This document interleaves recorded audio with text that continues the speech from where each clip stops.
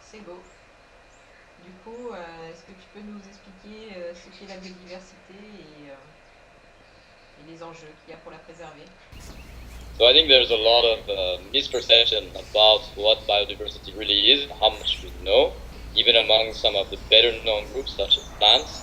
And certainly when you talk about systems that live in the soil and that interact with plants, there remains much to be discovered.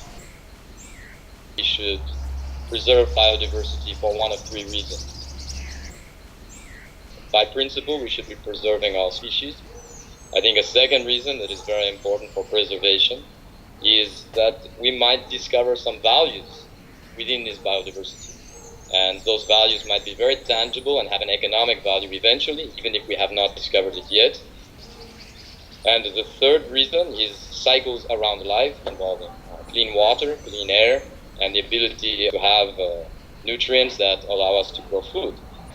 And we need to find ways to preserve the majority of the species and their functions so that we can preserve the services that the ecosystem provides.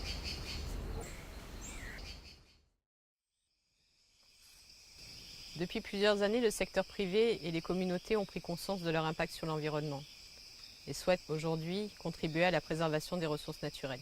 Quand même dans le milieu, que la prise de conscience elle est générale et la plupart font un effort. Bon, ils font pas tous, ils n'appliquent pas tous le même protocole que nous, mais la plupart font un effort. Il y en a beaucoup qui nous demandent des conseils.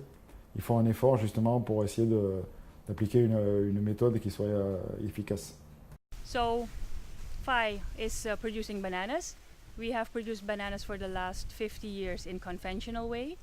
Or there's a shift towards growing bananas organically. We want to lower definitely the impact that we as a company, as a grower have on the environment. Ici, nous sommes sur un site minier qui nous fournit des matériaux nécessaires à la fabrication de nos biens de consommation de tous les jours, comme par exemple votre téléphone ou votre ordinateur.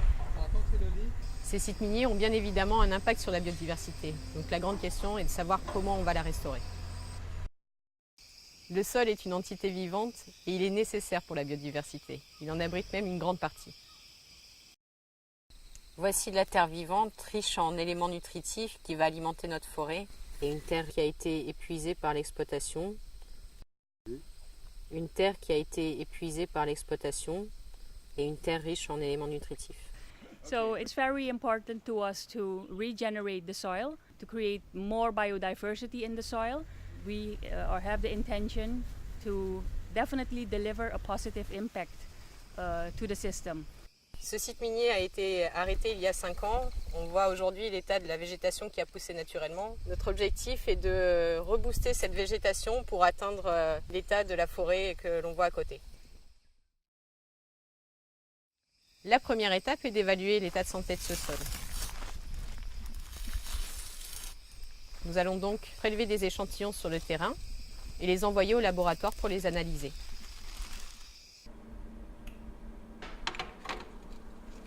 Ici, nous déterminons l'état et la qualité des sols. Nous nous intéressons aux 3 composantes de sa fertilité, l'aspect physique, chimique et biologique. Pour cela, nous étudions les différentes bactéries naturellement présentes dans les sols, en mesurant certaines de leurs activités biologiques. C'est grâce à toutes ces données que nous sommes capables de définir la fertilité des sols. Maintenant que les plantes vont être sélectionnées en fonction du milieu dans lequel elles vont être des méthodes pour le restaurer. Il existe des plantes qui ont la capacité de régénérer naturellement la vie du sol. Ces plantes pionnières sont appelées plantes de service fixatrices de nitrogène.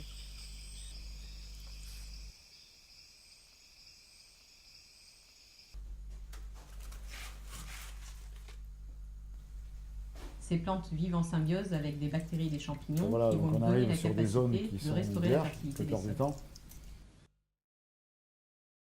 Donc l'objectif après l'exploitation, c'est de laisser le terrain dans un état le plus favorable pour qu'il y ait un retour de la biodiversité avec des espèces locales, donc avoisinantes.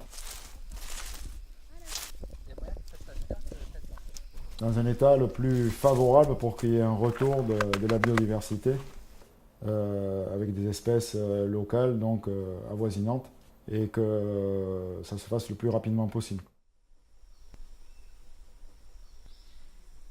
voici ce que nous avions juste après l'exploitation minière. Donc on voit qu'il n'y a pas de végétation et que c'est composé quasiment que de cailloux. Le sol est donc mort. Et voici ce que nous obtenons aujourd'hui après 2 ans de plantation. On retrouve une diversité d'espèces qui se réinstallent sous les arbres que nous avons plantés, de nouvelles espèces forestières qui réapparaissent et qui servent aujourd'hui d'habitat pour les animaux. On voit que la végétation s'est réinstallée au bord de la rivière, ça a permis de stabiliser les berges et ça améliore également la qualité de l'eau.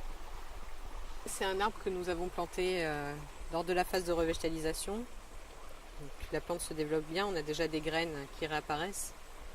Donc on a planté une diversité d'espèces qui ont permis de restaurer la fertilité des sols.